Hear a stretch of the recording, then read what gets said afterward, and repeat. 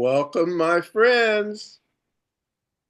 It's wonderful for me to be here. I've had a good day today, and I trust that you guys have had a good day as well. Mhm. I'm just kind of into this mode, like how the course talks about how you're supposed to be happy every moment. And I just say, okay, here's a moment. I'm going to suck all the happiness out of this moment I can. And that way, no matter what happens in the future, I got this moment of joy out of it. And so the journey doesn't become, what is it like the Constitution says, the pursuit of happiness? Right. Okay. I'm not trying to pursue happiness. I'm trying to enjoy happiness right here, right now, in this moment. And then to hell with whatever happens next, it's going to happen, right? I So That's like it. that whether approach. we whether we go to heaven or oblivion, I sucked up a lot of happy moments. That's the Okay. way to do it. Yeah, I like thank that. you. You see some reason to my craziness here. But I'll tell you, I never imagined that I have to attribute it to A Course in Miracles. That's all I can think of primarily. Uh, to be in this amazing space where Mhm. all I'm trying to do is focus on every little happiness and joy. And what happens is you'll find there's a lot of happiness and joy you never paid attention to. That's just my experience. But Amen to that. I could be here all night in this happy moment, but I suppose we have some studying to do. And That's once a happy again, moment. I'm sorry, say what were you saying? That's a happy moment. Yeah, Studying is a happy okay. moment. Well, I'm so glad to hear you say that because I go through this material and say, man, this is so deep. And so I just applaud you guys for the effort, and hopefully you see the profound value that thinking and contemplating some of these questions and new answers that the course offers are valuable to you, and you use them in your daily lives. We, as usual, have a ton of material to cover, so let's give it our best shot here if we can. Uh, we, this past week, worked on chapter 22 in the text. It was called Salvation and the Holy Relationship. And we finished up lessons number review number 4, right? And it was lessons 148 to 154 to finish that up.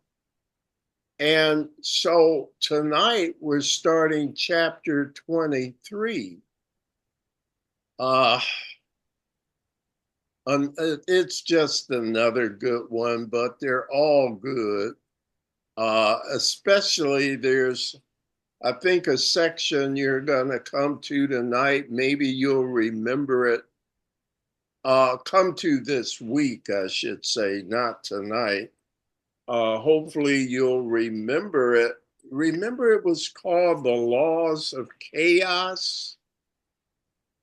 Anybody remember the laws of chaos? Mm. Mm. No? Mm. Uh, I think it's in 23. Maybe I'm wrong. Anyhow. Yes, it is in 23. Oh, thank you. Thank you. Yeah, it starts on page 489 of this chapter. It's actually section 2. And that's a rather extraordinary section. I remember writing about it in my book in one of the chapters of Earth School. So I think you'll find that one interesting again. But tonight, we're just getting started with chapter 23. And we're to do the introduction and section 1, the irreconcilable beliefs. So the intro starts on 485, and then section 1 is on 486. So let's do that for starters tonight, work on the intro and section 1. We may not finish section 1 because our workbook lesson is quite good too. Lesson 155, one of my favorites. How often do I say that though? And it has several paragraphs. So let's just do the best we can, but I want to try and do justice to both of these if we can. So take a deep breath and let's get ready to get on out there into the Course in Miracles thought system. Let's do readers, okay? What's your preference tonight, Nancy? I still need to pass. I'm sorry. Sure, no problem. And Hilda, are you reading or passing? I need to pass too. I'm Okay, sorry.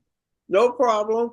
And so we've got Sherilyn number 1, Ron number 2, and I'll be reader 3.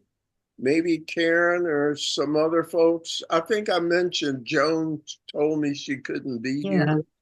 So let's just get started and see where spirit leads here, Sherilyn White. If you will. Okay. The war against yourself. Do you not see the opposite of frailty and weakness in sinlessness? Innocence is strength, and nothing else is strong. The sinless cannot fear, for sin of any kind is weakness. The show of strength attack would use to cover Yeah, read the show forward. of strength attack would use to cover frailty conceals it not. For how can the unreal be hidden? No one is strong who has an enemy, and no one can attack unless he thinks he has. Belief in enemies is therefore the belief in weakness, and what is weak is not the will of God. Being opposed to it, it is God's enemy, and God is feared as an opposing will. Ron, paragraph 2. How strange indeed becomes this war against yourself.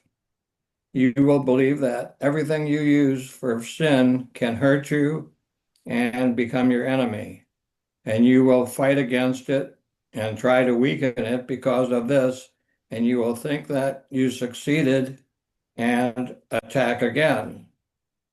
It is as certain you will fear what you attack as it is sure that you will love what you perceive as sinless. He walks in peace, who travels sinlessly along the way love shows him. For love walks with him there, protecting him from fear, and he will see only the sinless who cannot attack.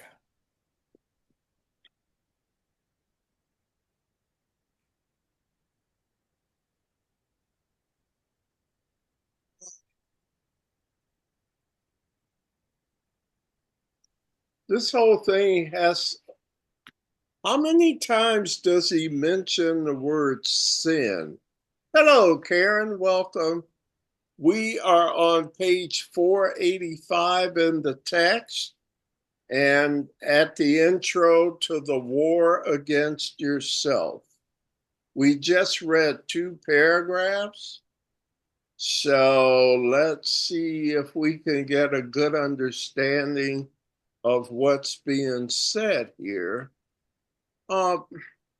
Sin. Doesn't he mention sin a lot? The first time I see it is in the word sinlessness. Do you not see the opposite of frailty and weakness is sinlessness? So does that mean that sin is frailty and weakness? Does that make sense? Mm-mm. Yes. Yes. Yes. Before we ask really what that statement means, what is sin? What's another name or a synonym for sin, a definition? What do you An think? error in Error. thinking? Say that again, Nancy. An error in thinking? Okay, and maybe just put out an error. Okay, it could be an error A in mistake? but yeah, generically, it's a mistake. It's an error. So, Sherilyn, if you can do the interposition, could you read that again and see if we can substitute mistake or error? Give it a try and Sure. see how it reads. Do you not see the opposite of frailty and weakness? It's sin, not sinless.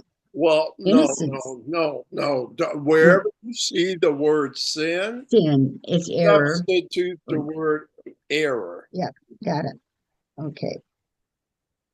Um, the opposite of frailty and weakness is error. Lessness, Yes, errorlessness. errorlessness. What does errorless mean? It means free of sin, no, Free, not it sinful. means you don't make an error. Right, right. So you're Okay. errorless. Less. Let me try my hand. Uh, innocence. Is innocence sin? Is innocence error or errorlessness?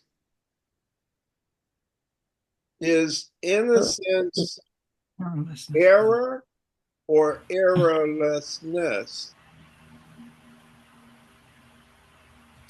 Innocence is Errorlessness. strength. Okay. Here's the point. What is the mistake? What is the error? Aren't you intrigued by, okay, how do I, okay, so first, what is the error? Aha, Thinking that you're weak? all right, thinking that, Believing that we're weak? the error is thinking, yes, thank you. The error is thinking that we're weak. Okay. What are some of the things that would make us think we're weak? That we're separate? Yes, that we are Yeah, separate from God. all right. So, what is the error in thinking then? Say it again. Separateness. Yeah, we are. Thinking you're separate. So, thinking you're separate inherently weakens you. Thinking that it's you against the world, that there's a conflict, that everything isn't in alignment with you, that you have enemies. What's an enemy?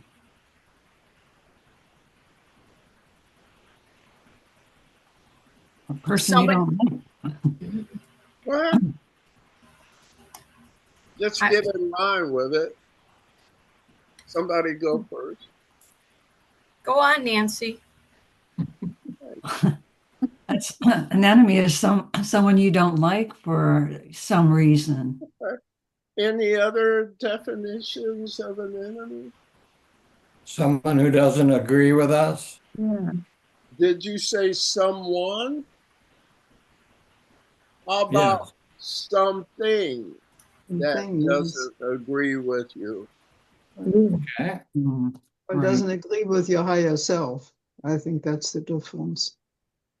Because Tell me a bit more there. in the lower in the lower self, you're frail, your body is frail, and you recognize that, and that becomes a circle So until enemy, you recognize that all this is not real, that this is just kind of a dream, because your real self can't be touched. and So I think you anything got else the is just an essence of it. imagining thing. Yes. So if let's just use Hilda's language. If the real self can't be touched, do you have enemies? No. No. No. Now, is that an astounding statement to make? Yeah, it is. Mhm. So brace yourself is all I'm saying. But I want to make sure you get the full import of what's being said. Like, I remember, I thought I knew what this meant, what the course was saying, but remember, Ron, you remember in the supplement when in psychotherapy they really started harping on this thing about you have no enemies. That's the same thing you were Yes. saying back here, but I didn't quite. Ooh, I mean, I love you, Jesus, but come on, no enemies, none. Because, but then you say, well, this is the same guy that said love holds no grievances. What's the difference between a grievance and an enemy? Not much. Mm-mm. No. No. It's interesting because when you're talking about this, what keeps coming to my mind is a lot of religions talk about the devil being your enemy and making you and trying to introduce that idea that you should be afraid and worry and mindful of the devil. Yeah. And I think it's the same role that the course or psychology refers to as the ego. Ego. Yeah, there you go. Right. Hey, the devil made me do it. My ego made, I was acting egotistically. I was only thinking of myself. But there is no myself. The whole weakening process is coming from the belief that you are alone. That has a lot of implications on your subconscious. Yeah. So these are drastic statements. I just wanted to spend a few minutes, as we always do, with the first two paragraphs, right? Mm-hmm. And have you see the profundity, I guess is the word, of how this is 180 degrees against everything I've ever been taught. I have no enemies. Is that okay? Any other comments from anyone? Oh, So listen, Karen, do you want to read next? Are you prepared? Sure, I can read. Okay, and then I'll follow you and be reader 4. Okay. Let's continue. Walk you in glory with your head held high, and fear no evil. The innocent are safe because they share their innocence. Nothing they see is harmful, for their awareness of the truth releases everything from the illusion of harmfulness. And what seemed harmful now stands shining in their innocence, released from sin and fear, and happily returned to love.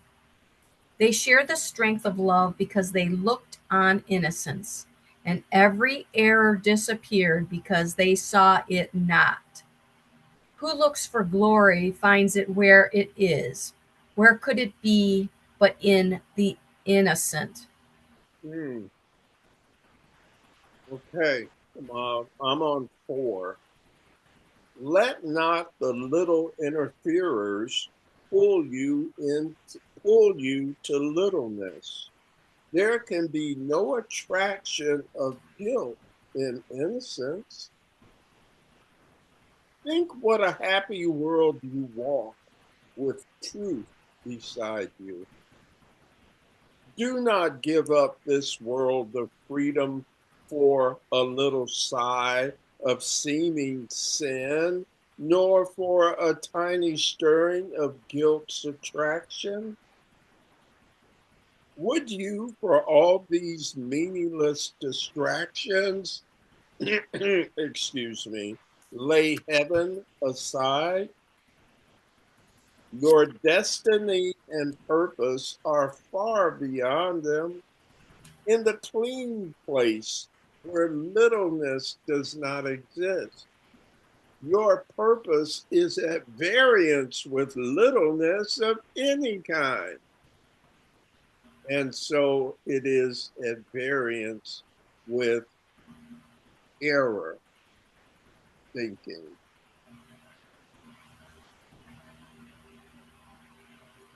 Did I say that right? Or should I have just said sin? Same thing. Yeah. Okay, thanks. You appreciate where I'm coming from here. Any comments on 3 and 4? Can you explain what variance is? Sure. Let me read it. Is it sentence 8? Yeah, and it's in 7 and 8. Okay. And so it is at, I think it's at odds. we've got to say what it is first. Maybe that'll help. What is it? Sin? I don't think so. Look at sentence 7, right? The sentence before. Mm-hmm. What's that Is sentence your about? purpose is. Okay, and so your purpose is at variance with error. Okay, don't, as he says at the beginning of paragraph 4, let not the little interferers pull you into littleness. Your purpose has nothing to do with littleness. Not some of the time, not ever. How can the perfect be rendered imperfect? So you could I think just, what Hilda said is variance means at odds. yeah, that's what That it makes means. sense then. Yes. Thank you. Your odds cannot, I'm sorry, your purpose cannot be at odds with another purpose, with a Okay. variation, at odds with it. Thanks, Hilda. How are the rest of you doing with this? okay. Are you seeing implications for everyone you meet? Are you seeing exceptions as you scan all of your relationships? Yes. Is it possible you see some, well, what abouts with Yes. your issues of the day? What about there? Surely he can't mean this is always true all the time, right? No, That's well, ideal. process, you know, I'm we sorry. have to work toward, we have to, you know, it takes time to even recognize and understand the way the course interprets things, you know, getting rid of duality, and that it just takes time. Yes. It keeps creeping up over and over, and I think, and a lot of times, we just fall right back into this trap. But I think also that more and more we get to the situation, you know, where I kind of like to think about it as being kind of an aura around you, you know, that keeps the bad stuff away. Sounds elementary, but you know what I mean, I It's think. like non-dual, no exceptions. There's nothing but this. There is nothing. Where did you come up with this crap? Well, I know, but yeah. So let's, he says at some point, put away these sharp-edged children's toys. Anybody remember that phrase Mhm. in the Yeah. course? Stop with this craziness, this tiny mad idea that you are anything but what you were created to be. I am as God created me. I am a tool. I am an expression of the source. When? When? Always, always. Always. Okay. This book would say eternally. Isn't that like Yeah. Yes. always? Yeah. So, what is the madness, especially when you look at what the madness thought system has produced? You simply have to come home. That's pretty much it. What's there to stop you? Illusions? So, do you see how profound these discussions are? And this is just the introduction to the chapter. But it is a different way of looking at things, isn't it? Any comments or questions here?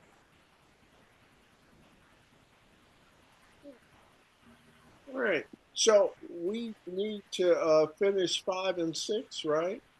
Oh. All right. We're back to Cheryl. Let us not let littleness lead God's Son into temptation. His glory is beyond it, measureless and timeless as eternity. Do not let time intrude upon your sight of him. Leave him not frightened and alone in his temptation, but help him rise above it and perceive the light of which he is a part. Your innocence will light the way to his, and so is yours protected and kept in your awareness. For who can know his glory and perceive the little and weak about him? Who can walk trembling in a fearful world and realize that heaven's glory shines on him? Ron, paragraph 6, sir. Nothing around you but is part of you. Look on it lovingly and see the light of heaven in it. So will you come to understand all that is given you. In kind forgiveness will the world sparkle and shine, and everything you once thought sinful now will be reinterpreted as part of heaven. How beautiful it is to walk clean and redeemed and happy through a world in bitter need of the redemption that your innocence bestows upon it. What can you value more than this? For here is your salvation and your freedom, and it must be complete if you would recognize it. You know,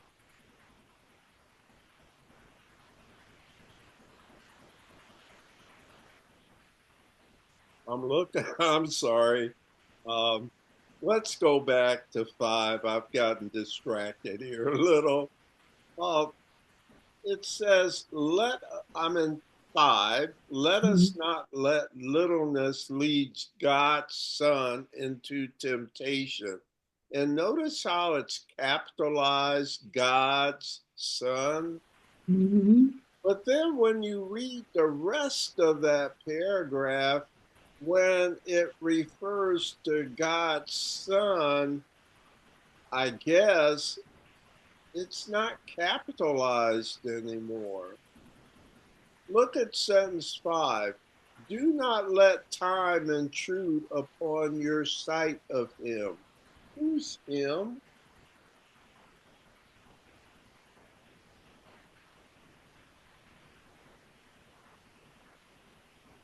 Leave him, law 8, not frightened and alone. Who's him? We are. I think that's us, yes. Okay, all right. I found that interesting. Yeah. Because it started out talking about do not let littleness lead God's Son into temptation.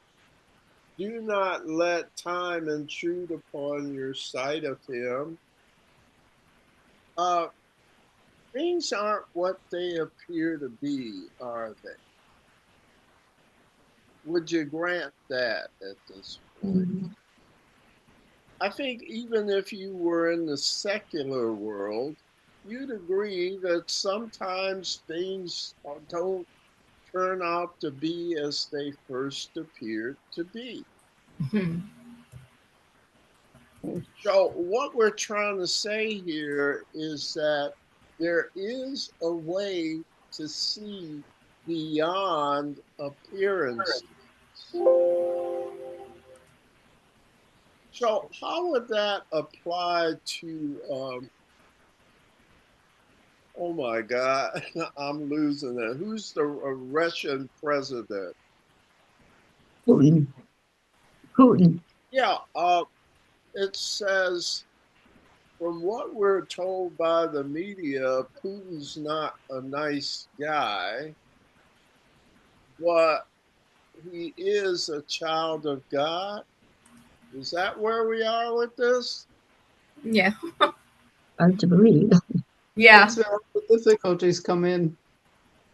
We got to take all these people that we may not like and figure that we really don't have a right to judge them. So that makes it very difficult. Or if you are going to judge them, use the Holy Spirit's judgment. Because my judgment is not worth 2 cents alone anyway. I'm not qualified to judge. Who had a comment? 2 people? 1? Well, I'm just go ahead, Karen.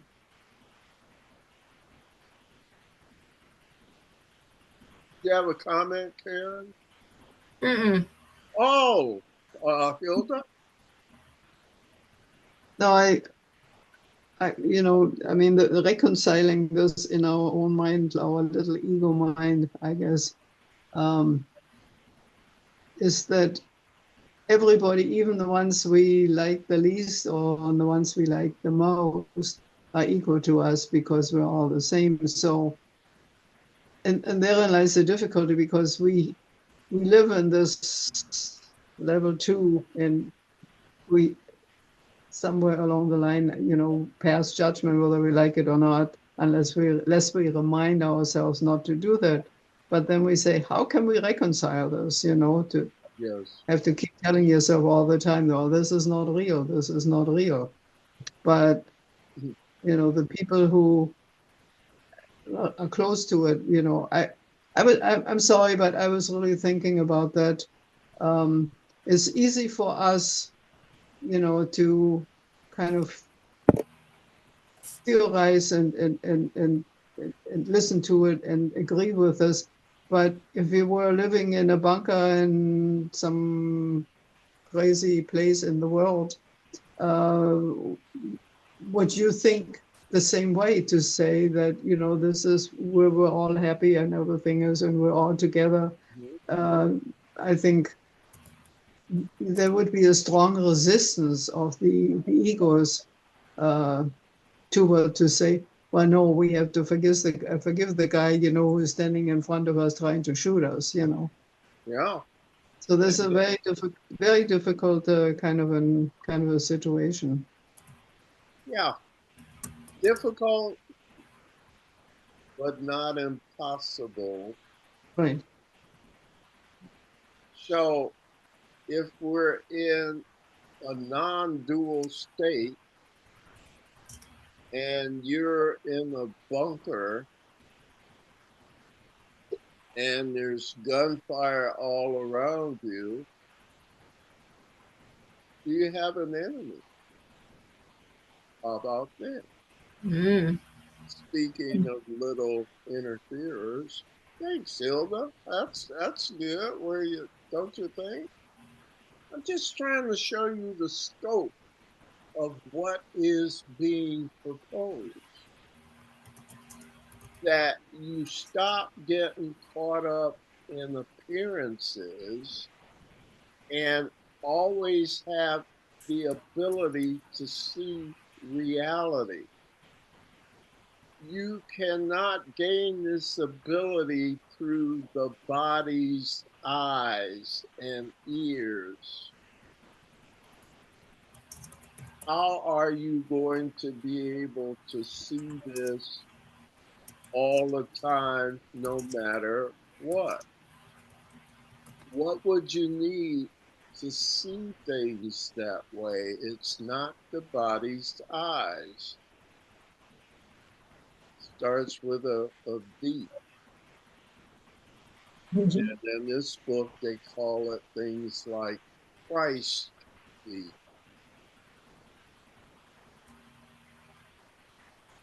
Vision. That's what Christ vision is. The ability, the wisdom to see beyond appearances. Lesson 34 says, I could see peace instead of this. Do y'all remember that one? Instead of what? Maybe you could see peace instead of this, but you can't see peace instead of that. What do you mean? You mean always? Okay. So you see, I'm to the point where I'm not so much asking for a response to the question, but I'm trying to offer a paradigm as to what is possible. Perhaps with difficulty. But then they say the Holy Spirit's gentle and he'll make the crooked road straight and he'll remove the stones from your path along the way. So that with the Holy Spirit's help, what was difficult becomes easy. It's a choice, isn't it? to trust something like that, especially when it makes all of these wild and outlandish claims, right? Mm. Are they wild and outlandish? Or do they just speak to our littleness? It's relative, isn't it? It's deep, right? Yeah. Paragraph 6. Did we talk about it yet? You know where we are, 486?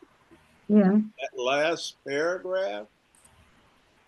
In sentence 4, in kind forgiveness will the world sparkle and shine, and everything you once thought sinful now will be reinterpreted as part of heaven.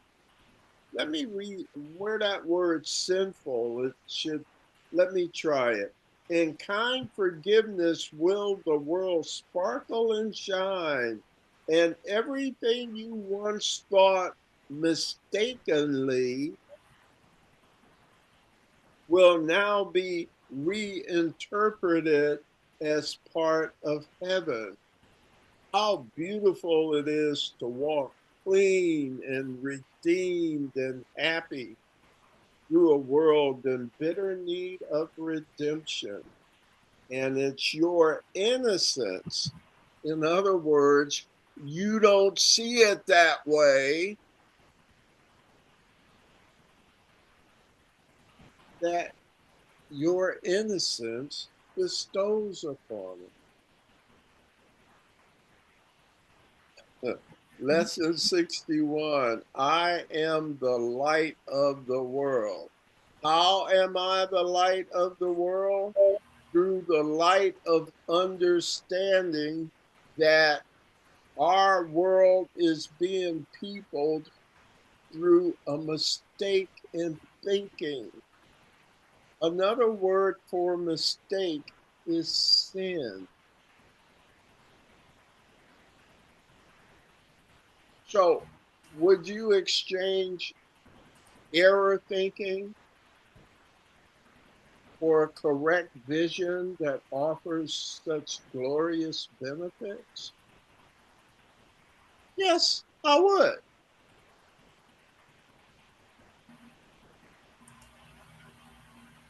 But my ego says this is going to be hard. Come on now. You mean non dually? Man, are you crazy, Jill? You can't do that. You too weak for that. Do you see how it's a trap, right? You talk yourself into it, and your ego talks you out of it. It's rough when you got a split mind, isn't it? And you split it with the tiny mad idea that you could be your own separate heaven unto yourself with your own little old tiny miniature weak heaven. It will not work. Comment.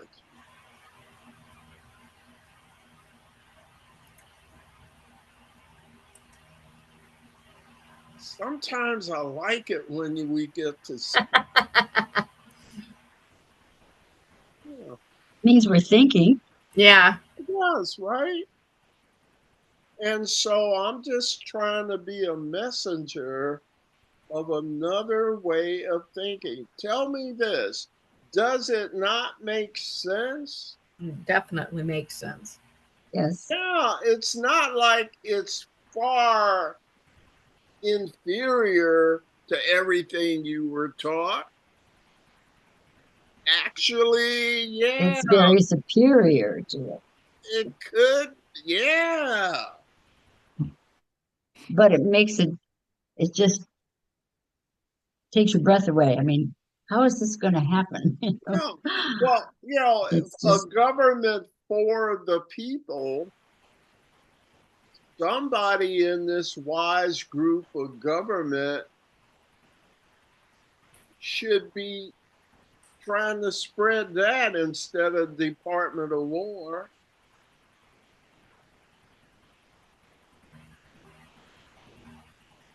Comment? Remember when Marianne Williamson, part of that whole presidential ambiance when she ran and creating a Department of Peace? I remember that. Now we are no longer a Department of Defense, we're a Department of War.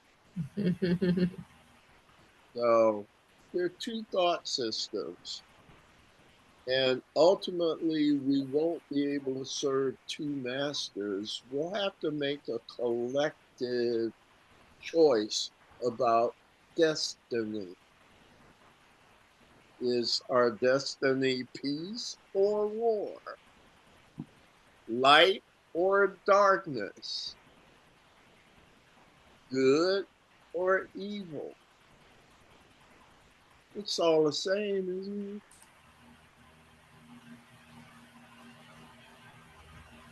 I think we can start this irreconcilable beliefs if you're up to it.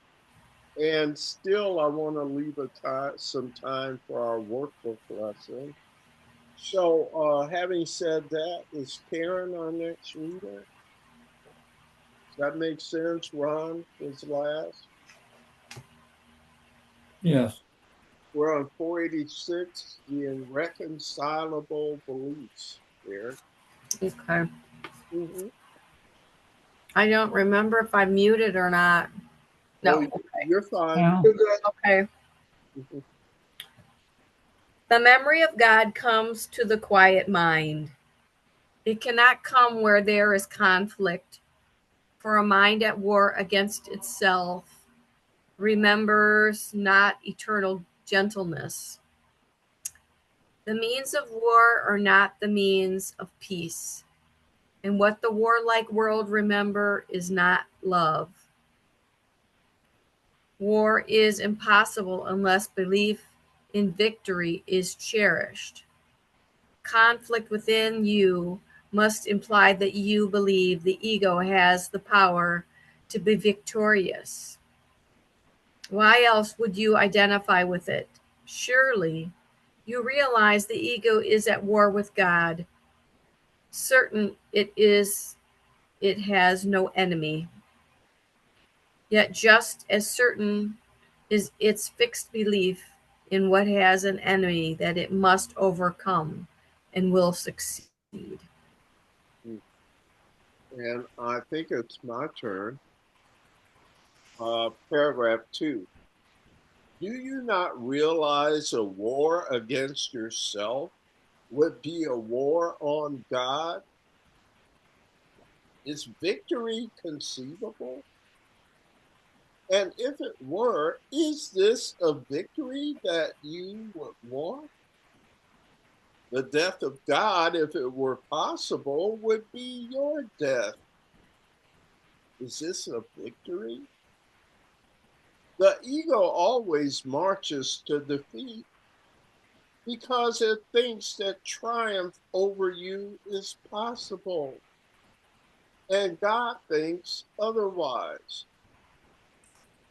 There is no war, only the mad belief the will of God can be attacked and overthrown. You may identify with this belief, but never will it be more than madness. And fear will reign in madness and will seem to have replaced love there. For that is conflict's purpose.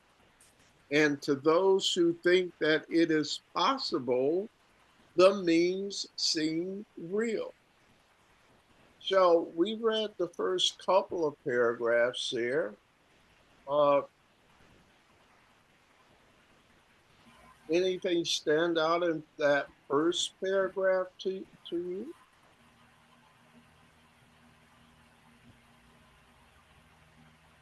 It makes some pretty absolute statements. I'd like to get your take on it.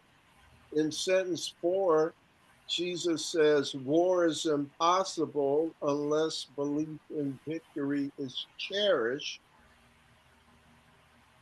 Conflict within must imply that you believe the ego has power to be victorious. Make some sense out of that. What?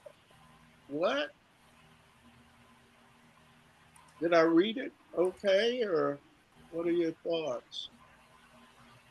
War is impossible unless you believe, or I'm sorry, unless belief in victory is cherished. Does that strike you as true? Yeah. Yes. Let me ask you this. Why would you cherish victory?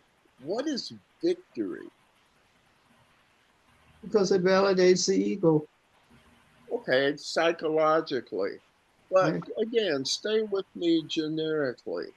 What does it mean to cherish victory? That you win, that you believe in winning. And why would you want to win? If you think that there's two opposing forces, If The they're not ego that equal, they're in unequal. Yeah. opposition, and you want to be on top, Mm-hmm. victorious. Yeah. Right. You want to triumph over it. Who are you triumphing over in the situation? Yourself. It's all you. The I'm sorry. ego part of yourself. Yes. That wants to see enemies, see a grievance, see a problem to be solved, see someone better, something better than something else. We're just saying, please don't cherish victory. Victory between what? Right. It's all one. Well, so which one is better than the other? Neither. I never thought about it. All you're going to do is tear yourself up fighting against yourself. There is nobody else out there but you. So is it a worthwhile endeavor to fight against yourself? Sounds like it. So do you see why it's being called madness? And it's doubly mad because it's impossible. Not only is it crazy, not only are the results detrimental to you collectively, but you can't do it. It's impossible. You just gotta laugh, don't you? The war against yourself. Uh, that's my assessment. What about in paragraph 2? Kind of following along with paragraph 1. Anything you'd like to add there? Let's try one more paragraph and see where we are. We're back to Cheryl and White. Right? Okay, are we doing 3 I or think so. 2? 3. All right. Be certain that it is impossible God and the ego or yourself and it will ever meet. Be certain that it is impossible God and the ego or yourself and it will ever meet. Wait, what is it? Um, Yeah, you struggle with it. It caught my attention. What's it is impossible that God and the ego or yourself and it will ever meet. Who's it? Ah, Yourself and it will ever meet. yeah. It is the Yourself Holy and Spirit. ego will ever meet. Yeah. You are not an ego.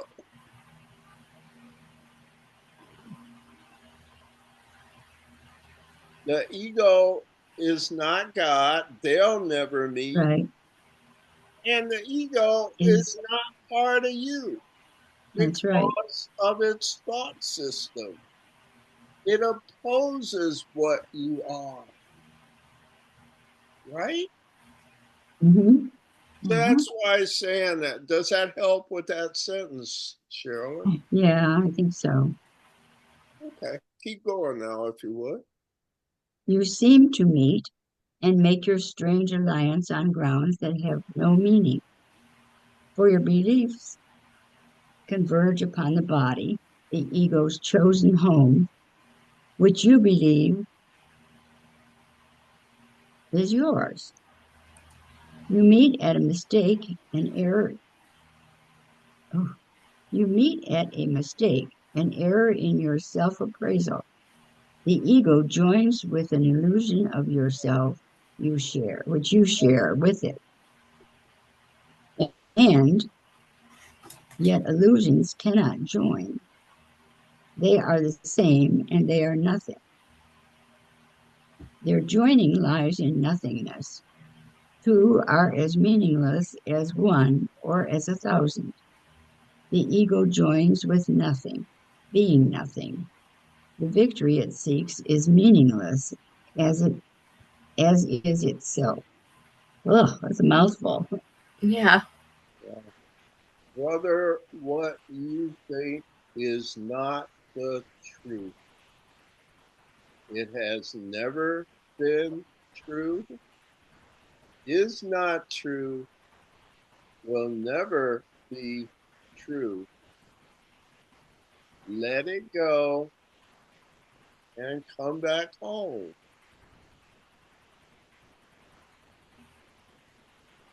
Is that a good interpretation? Mm-hmm. Is that any different than the prodigal son? Not really. He made a mistake and he came back home, right? Mm-hmm. Mm-hmm. His father let him go because he knew he'd be back home after he learned what? There's no place like home. Yeah. Yeah. You know where I'm coming from, right? Sure. All right. I would ask, I don't think I'm going to go on, but how about in paragraph 3 that Sherilyn just read? Anything that stands out there before we leave this for our workbook lesson?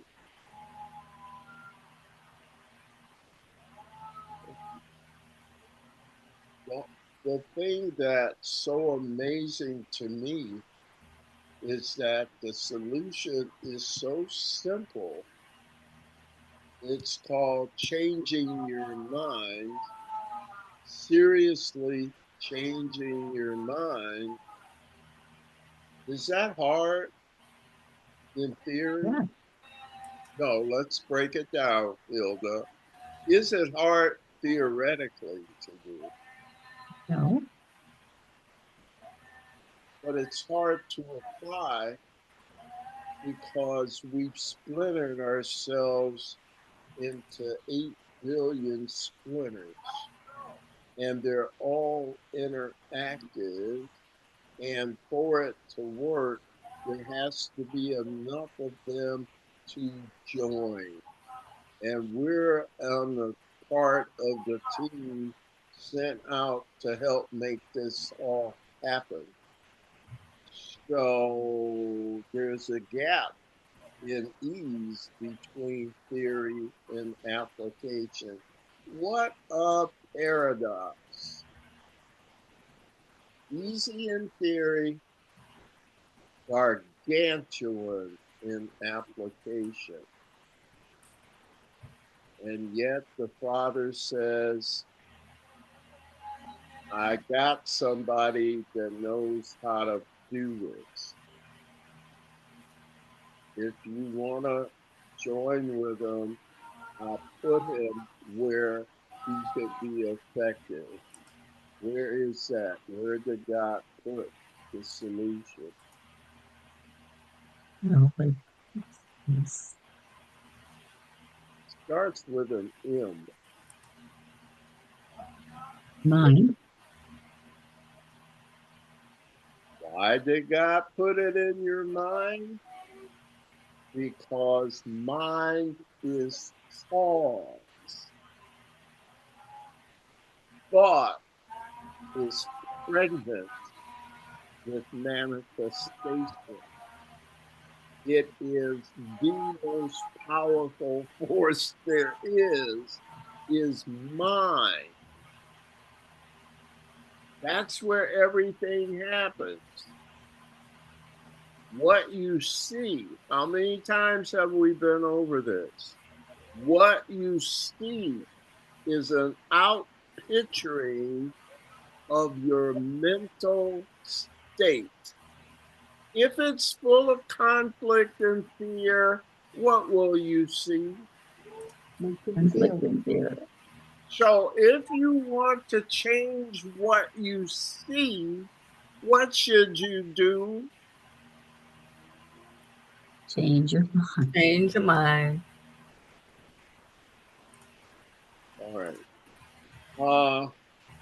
So enjoy this chapter. I know they just are whizzing by, and I think it's so dense with reading that just give it your best shot, right? Because I find every year, I mean, it takes me year after year to absorb this and really have it hit home for me.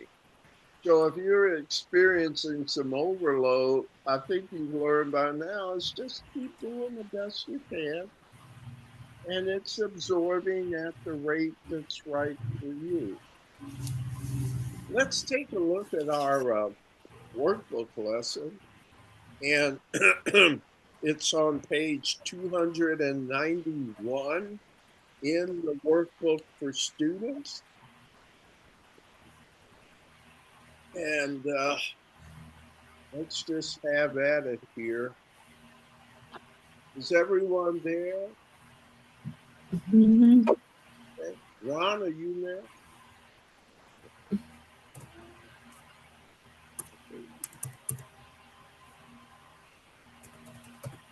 Gone. Oh, what happened to Ron? Oh, no. Hmm. All right, hopefully he'll be back. Aaron, would you help us then and start? We're doing the workbook, right? Yes, ma'am. Yeah. Page 291 is the page number. Lesson 155. Oh, there's Ron. Good. Frozen now. No, Ron, can you hear me? Yes, I can. I'm back.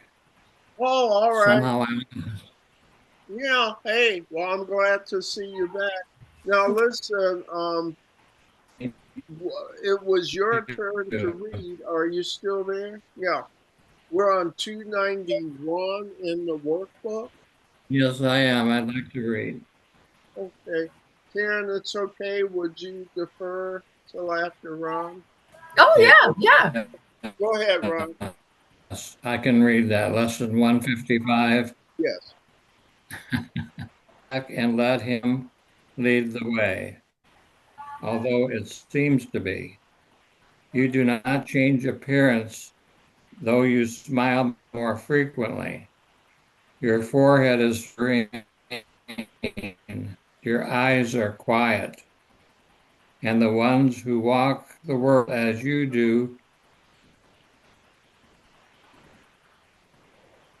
Oh, you're breaking up there, my friend. Oh. recognize their own. Yet,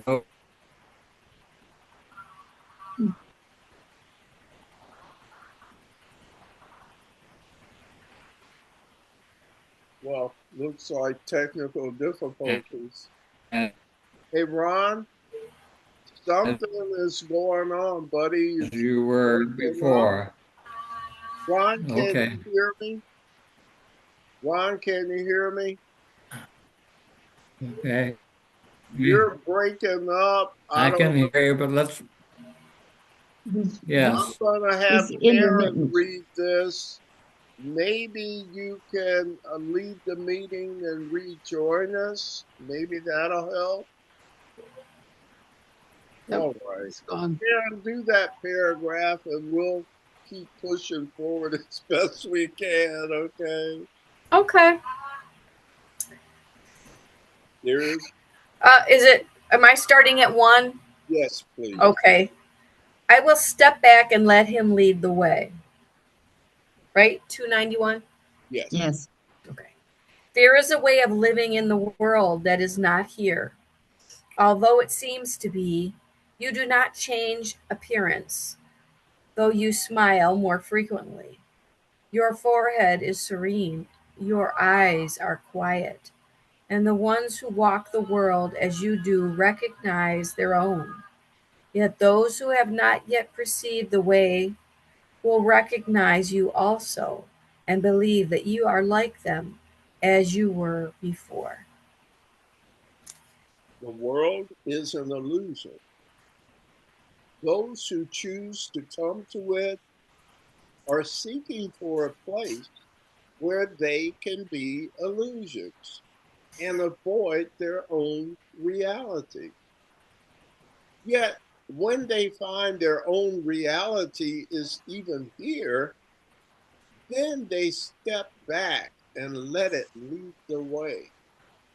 What other choice is really theirs to make? To let illusions walk ahead of truth is madness. But to let illusions sink behind the truth and let the truth stand forth as what it is merely sanity. So there's a lot here. I think that first paragraph is one of my all-time favorites in the course. There is a way of living in the world that is not here, although it seems to be. Help me out with that one. That's deep, right? Live in two places at once. I know in in India, we looked at some of the spiritual masters of the East, and you read about this term bilocation. They were in more than one place at once. That's kind of what this reminds me of. What's he saying about it here? The ability to live in two places at once.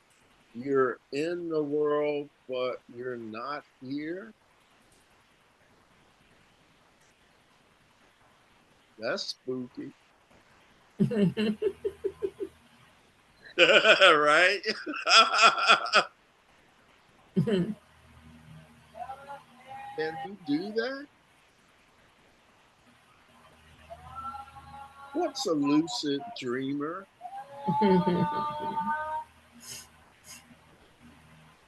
Someone who's supposedly awake and dreaming, or someone in an illusion.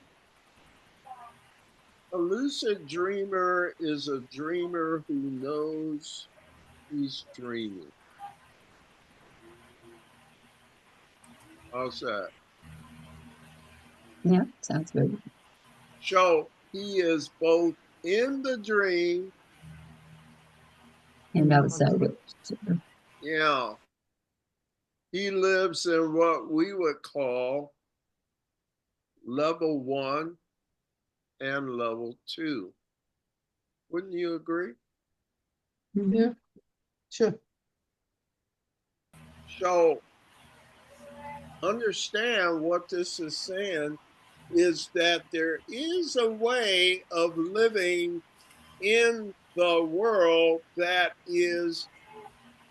appears to be in the world, but they're really in reality somewhere else.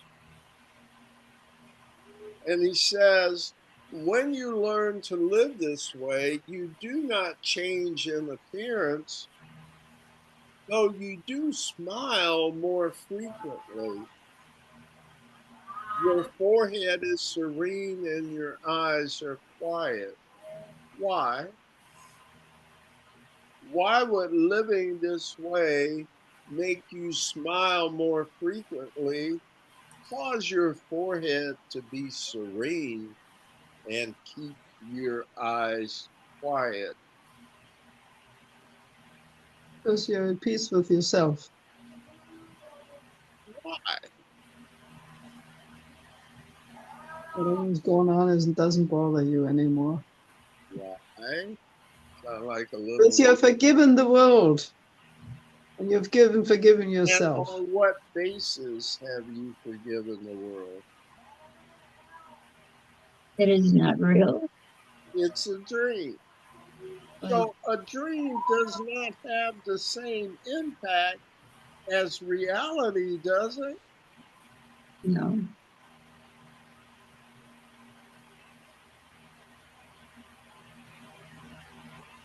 So whatever's going on in the world is going on. It happened where? In a what? A dream. Dream. A lot of bad stuff can happen in a dream, but it didn't hurt you, did it? No. So why would you act if it did, if you know it's a dream? Do you see why you might smile more often while all about you are going bananas? Isn't there a Kipling poem? You will be a man, my son, when all around. Kipling. Rudyard Kipling called the Yeah, poem called If. yeah, that's kind of Course in Miracles from Rudyard Kipling. When you are a lucid dreamer, what happens in the dream doesn't impact you with the same force as if it were actually real. Now, I didn't say ignore it, but you don't have to see it as a source of harm to you. It's a dream. Then you're going to say, well, what's the cause of the dream? Right? Everything has to have a cause and effect, right? What is the cause of the dream? The Course says it's educational. All things are lessons God would have me learn.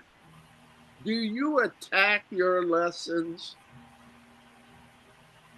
Is that how you go to school and get A's? Try not to. No, you master your lessons. Lessons are extremely valuable. Now, the dream, even in its nothingness, becomes a wonderful, safe teaching tool.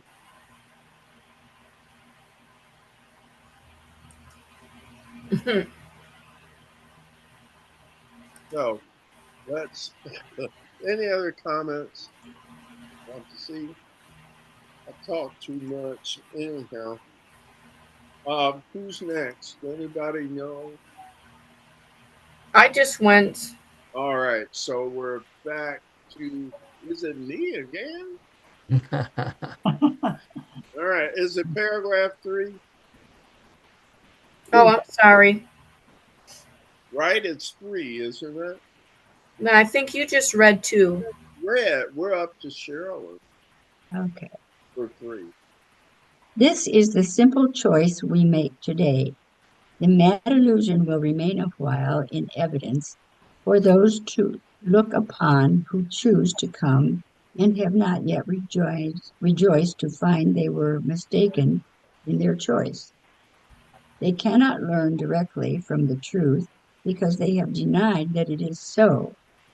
And so they need a teacher who perceives their madness, but who still can look beyond illusion to the simple truth in them. Thank you, Sherilyn. And now, is Ron back? No.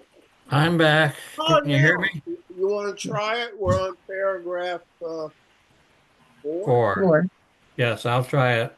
Okay. If truth demanded they give up the world, it would appear to them as if it asked the sacrifice of something that is real. Many have chosen to renounce the world while still believing its reality, and they have suffered from a sense of loss and have not been released accordingly.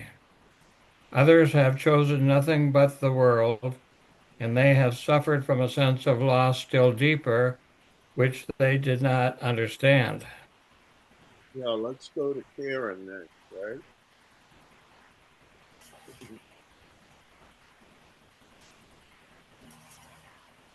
You there? Oh, yeah. Between these paths, there is another road that leads away from loss of every kind. For sacrifice and deprivation both are quickly left behind. This is the way appointed for you now. You walk this path as others walk, nor do you seem to be distinct from them, although you are indeed. Thus can you serve them while you serve yourself, and set their footsteps on the way that God has opened up to you and them through you. Thanks, Karen. Anything in paragraph 4 you want to go over here? How about in paragraph 5? These paths, there is another road that leads the way, and this is the road appointed for you now.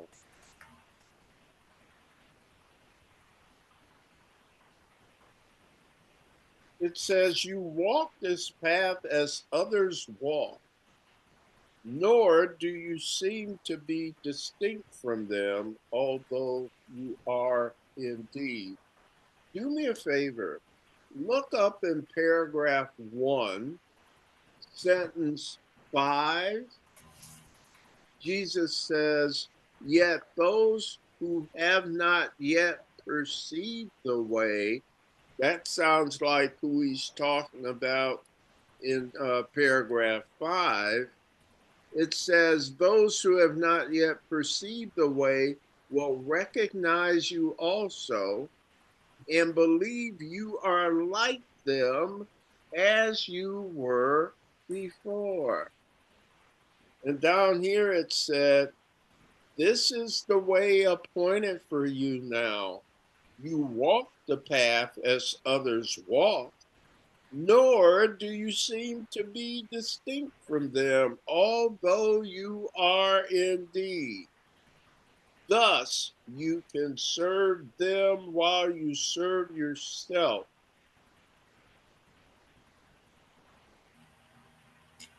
So, you still look like a body, right? Yeah. All right. You are now living in two places, but there seems to be no change in you on the outside. Why should there be no change in you on the outside? Why is that important? Because you need that uniform to be Beautiful. recognized. All right.